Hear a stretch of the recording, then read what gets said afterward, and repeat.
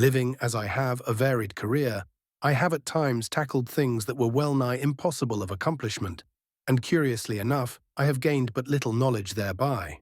Like Don Quixote, I'm still ready to joust with a windmill, and if I'm not mistaken, Outdoors' request for an account of my best remembered day with a ruffed grouse falls into that category.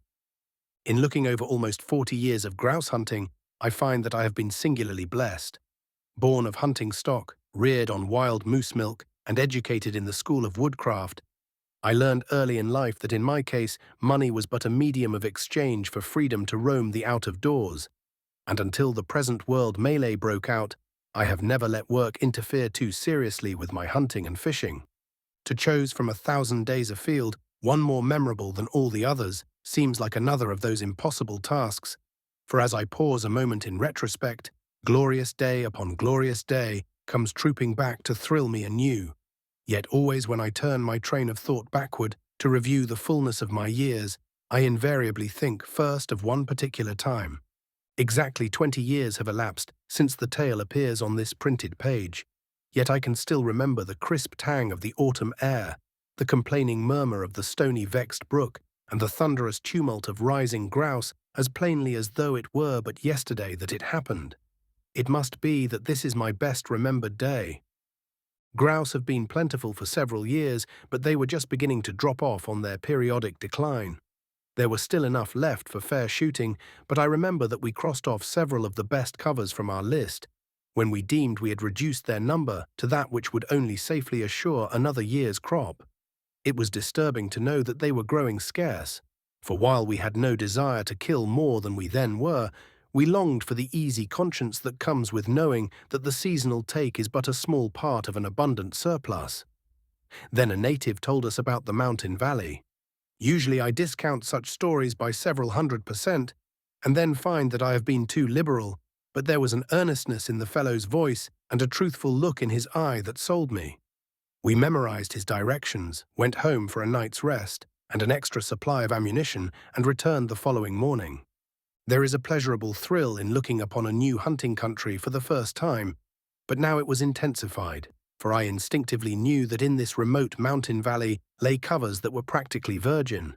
Straight northward it ran, rising from the narrow entrance in which we stood in a series of level steps, and widening until it touched the base of the mountain wall that curved like a giant horseshoe before us. Barberries and thorn plums were everywhere. The alder runs, through which myriad rivulets trickled to merge with the brawling brook, were fringed with thrifty pine, while in the background the steep mountainside was cloaked with a million gnarled black birches. Here was seasonal food for 1,000 grouse and adequate winter protection for them. We surveyed it for a moment or two, the dog whining to be off, then we loaded our guns and went in. That first corner will be one of the last things I shall ever forget. There were alders and iron bushes in it, and a few scattered maples, and a snow-white setter stretching out and out in a glorious intensified point. I went in behind him, and a woodcock went vaulting upward on its last flight. My shoulder had scarcely absorbed the recoil when a reverberating roar beat upon my eardrums as a flock of startled grouse burst into the air before me.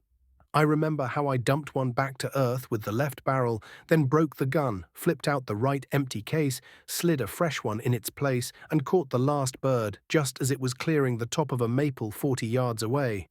Jean, good old dead-shot Jean, was still learning how to hunt grouse in those days, and I remember now the look on his face as the dog brought in the birds one after the other. There was no envy in his eyes. There never was in the old days, and there never is any need for it now.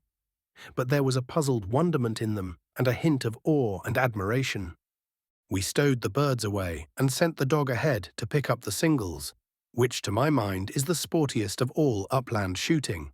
Less than 100 yards away, he pointed again, and there in a corner of that little 2-acre patch we flushed a second flock of birds. The brook, we found, wound in and out across the valley floor, and always along its banks we found grouse. They went up in singles, in twos and threes and dozens, until the dog, a sturdy old campaigner, became bewildered in the confusion of scent that assailed him from all sides. I had dreamed in my youth of a day like this, when I should be literally surrounded by grouse, But although I had enjoyed many peak seasons where there were birds enough to satisfy anybody, I had never seen anything that remotely approached this. There was something joyously mad and primitive about it all, and I felt a thrill of awe as I realized that I was seeing a bit of nature, but little changed from the time when the world was young. We had long since taken our limit of birds, but with guns unloaded, we went on up the steadily ascending valley while grouse hammered out and away to the right and left, and reared upward in straightaway flight before us.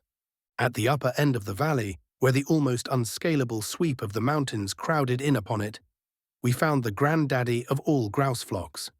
Undoubtedly some had been driven before us into the last narrow alder run, but they must have found another goodly covey there when they arrived, for they went fanning out before the dog in small units to seek sanctuary among the birches on the steep mountainside. I had worked well ahead of the dog along the edge of the run, and a dozen birds passed me within easy gunshot. What easy targets they appeared to be as I swung on them one after another, and how much willpower it took to refrain from shooting, but I let them go unharmed upon their way. There, in the highest point of the valley, we turned and looked back over the entrancing land. I knew then, as I know now, that I had experienced something which only a few fortunate are privileged to see. I had been transported back 100 years and had seen, for a day at least, grouse shooting such as our ancestors must have known. The aftermath of the story is not so pleasant. Loggers came the following year and stripped off all the pine and much of the hardwood. They robbed my valley of its beauty, and they robbed it of its grouse, for winter cover is as necessary to them as is their daily food. Although the beauty of the place is gone, I go back there once each year, hoping that I may find birds again in something like their old numbers. That I have always been disappointed does not deter me. Already the young pines stand head high, and the birches are large enough to provide ample winter feed. The years have been lean of late, but ruffed grouse will surely come back. They always have, and when they do, I shall meet them again, I hope, in my own private little corner of paradise. Republished with permission from With Grouse, Red Letter Days with Grouse. By Burton Spiller, 2021. The Upland Almanac, Summer 2021. 2021 by Burton Spiller.